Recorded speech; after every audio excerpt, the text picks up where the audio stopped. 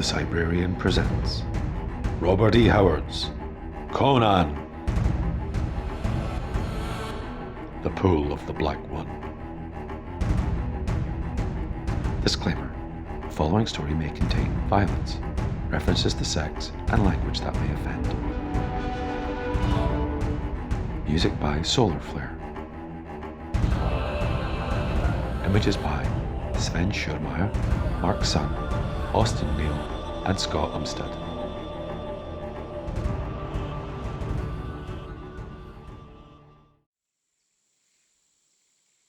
Chapter 2. When Conan saw Zaporavo stalk alone into the woodland, he felt that the chance he had watched for had come. He had eaten no fruit, nor joined the horseplay of his mates. All his facilities were occupied with watching the buccaneer chief. Accustomed to Zaporavo's moods, his men were not particularly surprised that their captain should choose to explore an unknown and probably hostile isle alone. They turned to their own amusement and did not notice Conan when he glided like a stalking panther after the chieftain. Conan did not underrate his dominance of the crew, but he had not gained the right through battle and foray to challenge the captain to a duel to the death. In these empty seas, there had been no opportunity for him to prove himself according to freebooter law. The crew would stand solidly against him if he attacked the chieftain openly. But he knew that if he killed Zaporavo without their knowledge, the leaderless crew would not be likely to be swayed by loyalty to a dead man. In such wolf packs, only the living counted. So he followed Zaporavo with sword in hand and eagerness in his heart until he came out onto a level summit, circled with tall trees, between whose trunks he saw the green vistas of the slope melting into the blue distance. In the midst of the glade, Zaporavo, sensing pursuit, turned, hand on hilt. The buccaneer swore. "Dog, why do you follow me?" "Are you mad to ask?" laughed Conan, coming swiftly towards his erstwhile chief. His lips smiled, and his blue eyes danced a wild gleam. Zaporavo ripped out his sword with a black curse, and steel clashed against steel as the barracan came in recklessly and wide open, his blade singing a wheel of blue flame about his head. Zaporavo was the veteran of 1,000 fights by sea and by land. There was no man in the world more deeply and thoroughly versed than he in the lore of swordcraft. But he had never been pitted against a blade wielded by thews bred in the wild lands beyond the borders of civilization. Against his fighting craft was matched blinding speed and strength impossible to a civilized man. Conan's manner of fighting was unorthodox, but instinctive, and natural as that of a timber wolf. The intricacies of the sword were as useless against this primitive fury as a human boxer's skill against the onslaughts of a panther. Fighting as he had never fought before, straining every ounce of effort to parry the blade that flickered like lightning about his head, Zaporavo, in desperation, caught a full stroke near his hilt, and felt his whole arm go numb beneath the terrific impact. The stroke was instantly followed by a thrust with such terrible drive behind it that the sharp point ripped through chainmail and ribs like paper, to transfix the heart beneath. Zaporavo's lips writhed in brief agony, but, grim to the last, he made no sound. He was dead before his body relaxed onto the trampled grass, where blood drops glittered like split rubies in the sun. Conan shook the red drops from his sword, grinned with unaffected pleasure, stretched like a huge cat, and abruptly stiffened, the expression of satisfaction on his face being replaced by a stare of bewilderment. He stood like a statue, his sword trailing in his hand. As he lifted his eyes from his vanquished foe, they had absently rested on the surrounding trees and the vistas beyond. And he had seen a fantastic thing, a thing incredible and inexplicable. Over the soft, rounded green shoulder of a distant slope had looked a tall, black, naked figure, bearing on its shoulders an equally naked white form. The apparition vanished as suddenly as it had appeared, leaving the watcher gasping in surprise. The pirate stared about him, glancing uncertainly back the way he had come, and swore. He was nonplussed, a bit upset, if the term might be applied to one of such steely nerves as his. In the midst of realistic, if exotic surroundings, a vagrant image of fantasy and nightmare had been introduced. Conan doubted neither his eyesight nor his sanity. He had seen something alien and uncanny, he knew. The mere fact of a black figure racing across the landscape carrying a white captive was bizarre enough, but this black figure had been unnaturally tall. Shaking his head doubtfully, Conan stared off in the direction in which he had seen the thing. He did not argue the wisdom of his move. With his curiosity so piqued, he had no choice but to follow its promptings. Slope after slope he traversed, each with its even sward and clustered groves. The general trend was always upwards, though he ascended and descended the gentle inclines with monotonous regularity. The array of rounded shoulders and shallow declivities was bewildering and apparently endless.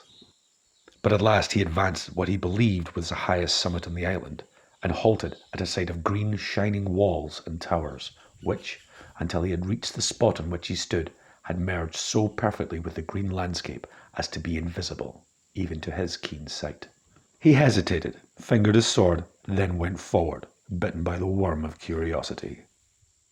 He saw no one as he approached the tall archway in the curving wall. There was no door. Peering warily through, he saw what seemed to be a broad, open court, grass-carpeted, surrounded by a circular wall of the green, semi-translucent substance.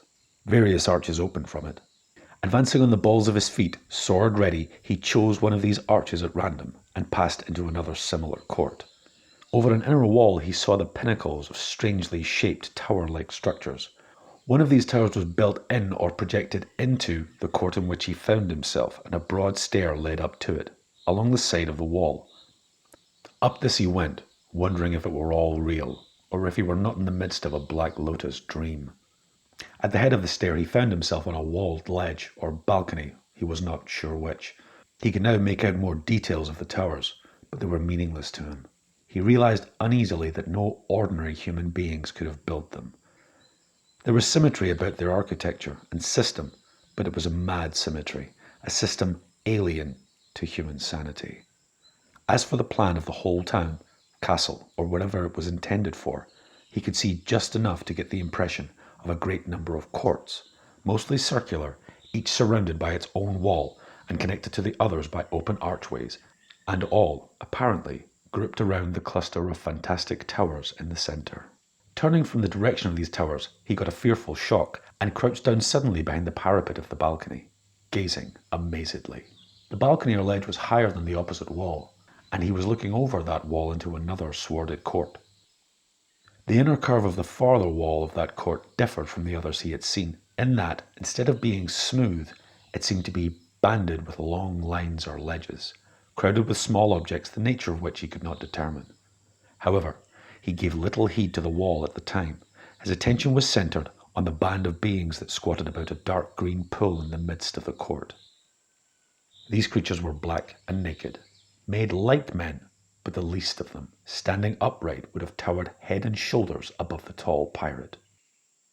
They were rangy rather than massive, but were finely formed, with no suggestion of deformity or abnormality, save their great height was abnormal. But even at that distance, Conan sensed the basic diabolism of their features. In their midst, cringing and naked, stood a youth that Conan recognized as the youngest sailor aboard the Wastrel. He, then, had been the captive the pirate had seen borne across the grass-covered slope. Conan heard no sound of fighting, saw no bloodstains or wounds on the sleek ebon limbs of the giants. Evidently, he had wandered inland, away from his companions, and been snatched up by a black man lurking in ambush. Conan mentally termed the creatures black men, for lack of a better term. Instinctively he knew these tall, ebony beings were not men, as he understood them. No sound came to him. The blacks nodded and gestured to one another, but they did not seem to speak, vocally at least. One, squatting on his haunches before the cringing boy, held a pipe-like thing in his hands. This he set to his lips and apparently blew, though Conan heard no sound. But the Zingaran youth heard or felt and cringed. He quivered and writhed as if in agony. Irregularity became evident in the twitching of his limbs, which quickly became rhythmic. The twitching became a violent jerking, the jerking regular movements. The youth began to dance as cobras dance by compulsion to the tune of the fakir's fife. There was naught of zest or joyful abandon in that dance. There was indeed abandon that was awful to see, but it was not joyful. It was as if the mute tune of the pipes grasped the boy's inmost soul with salacious fingers and with brutal torture wrung from it every involuntary expression of secret passion. It was a convulsion of obscenity, a spasm of lasciviousness, an exudation of secret hungers framed by compulsion, desire without pleasure, pain matted awfully to lust. It was like watching a soul stripped naked and all its dark and unmentionable secrets laid bare. Conan glared frozen with repulsion and shaken with nausea. Himself as cleanly elemental as a timber wolf, he was yet not ignorant to the preserved secrets of rotting civilizations. He had roamed the cities of Zamora and known the women of Shadazar the wicked, but he sensed here a cosmic vileness transcending mere human degeneracy, a perverse branch of the tree of life, developed along lines outside human comprehension. It was not at the agonized contortions and posturing of the wretched boy that he was shocked, but at the cosmic obscenity of these beings which could drag to light the abysmal secrets that sleep in the unfathomed darkness of the human soul, and find pleasure in the brazen flaunting of such things as should not be hinted at, even in restless nightmares. Suddenly, the black torturer laid down the pipes and rose, towering over the writhing white figure. Brutally grasping the boy by neck and haunch, the giant upended him and thrust him head first into the green pool. Conan saw the white glimmer of his naked body amid the green water, as the black giant held his captive deep under the surface. Then there was a restless movement among the other blacks, and Conan ducked quickly below the balcony wall, not daring to raise his head lest he be seen. After a while his curiosity got the better of him, and he cautiously peered out again. The blacks were filing out of an archway into another court. One of them was just placing something on a ledge in the further wall, and Conan saw it was the one who had tortured the boy. He was taller than the others and wore a jeweled headband. Of the Zingaran boy, there was no trace. The giant followed his fellows, and presently Conan saw them emerge from the archway by which he had gained access to that castle of horror, and file away across the green slopes in the direction from which he had come. They bore no arms, yet he felt they planned further aggression against the freebooters. But before he went to warn the unsuspecting buccaneers, he wished to investigate the fate of the boy. No sound disturbed the quiet. The pirate believed that the towers and courts were deserted, save for himself.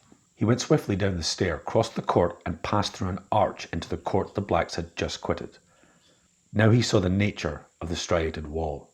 It was banded by narrow ledges, apparently cut into the solid stone, and ranged along these ledges or shelves were thousands of tiny figures, mostly greyish in colour. These figures, not much longer than a man's hand, represented men, and so clever were they made that Conan recognized various racial characteristics in the different idols, features typical of Zingarans, Argosians, Ophirians, and Kushite corsairs. These last were black in colour, just as the models were black in reality. Conan was aware of a vague uneasiness as he stared at the dumb, sightless figures. There was a mimicry of reality about them that was somehow disturbing. He felt them gingerly and could not decide of what material they were made. It felt like petrified bone, but he could not imagine petrified substance being found in the locality in such abundance as to be used so lavishly. He noticed that the images representing types with which he was familiar were all on higher ledges. The lower ledges were occupied by figures, the features of which were strange to him. They either embodied merely the artist's imagination or typified racial types long vanished and forgotten. Shaking his head impatiently, Conan turned towards the pool. The circular court offered no place of concealment.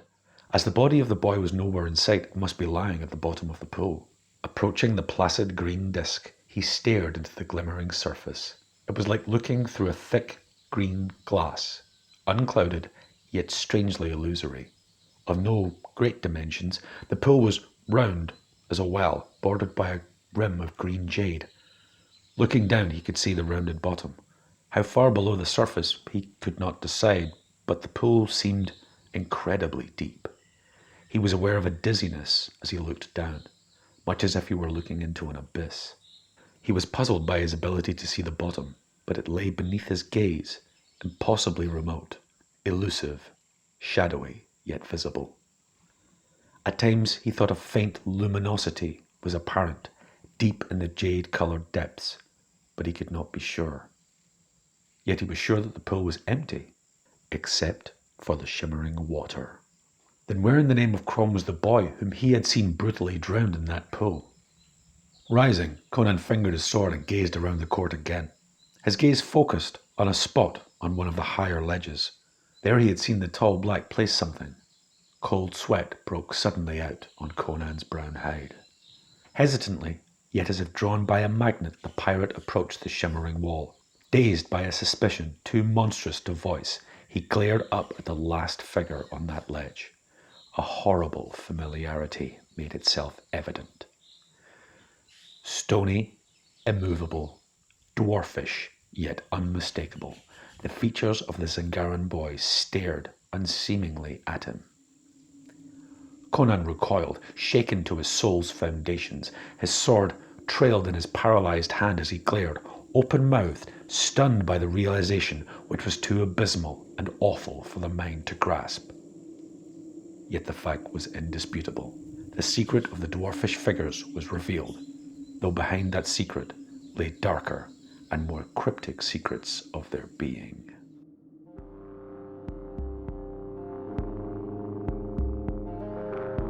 Thank you for listening. Please like, comment, subscribe, and hit the notification bell.